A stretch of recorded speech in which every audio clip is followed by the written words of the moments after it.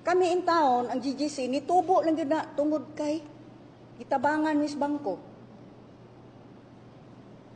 Pero in this case, ang bangko na inoon mo ini, gukod na ko as ay politiko, not as an entrepreneur. Okay? Big news kaayo, Governor Gwen Garcia. Nga way labot unta ang lungsod. But it is what it is. I would not have wanted to make this public. Pero, since such a huge uproar has been created over this Supreme Court decision, then the entire public will now know what I went through with HSBC. How HSBC has run only after me. And not other personalities involved here. Co-defendant. And they would always be referring to me as Governor Gwen Garcia or Congresswoman Gwen Garcia. Perhaps because that was to squeeze out of me, kay embarrassed ko, mauwaw ko, kay pakauwawan ko, mubayad na lang ko. O hutdon ko na lang ang tanan namong working capital.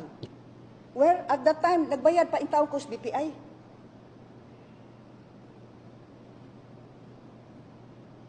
Now check my facts, kay it's easy to say things. You can double check it, you can ask BPI. You can check with the Register of Deeds in Ormoc.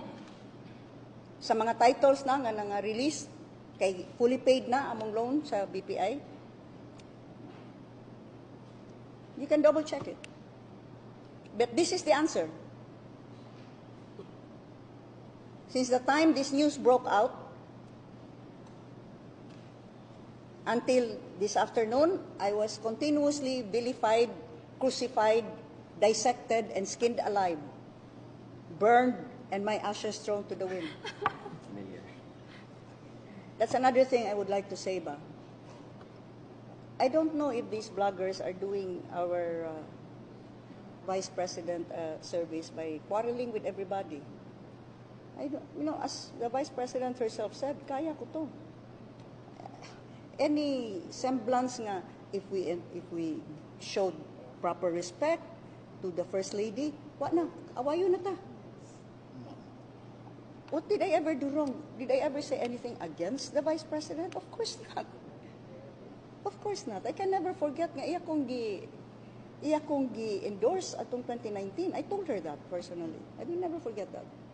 But just because atong guest ang First Lady or ni adto ko sa ning Love for All or mga Hawaii na, napay kini si hugabot nga mo ini kuan ang gaba di magsaba ina ako ng HSBC ana. Kay ingon pa siya. Di ba, Inday Sara, ang gaba, di magsaba. Ngano i-apil-apil na intaw ninyo, Vice Presidente? Why you have made this an issue to attack me and then bring in the Vice President?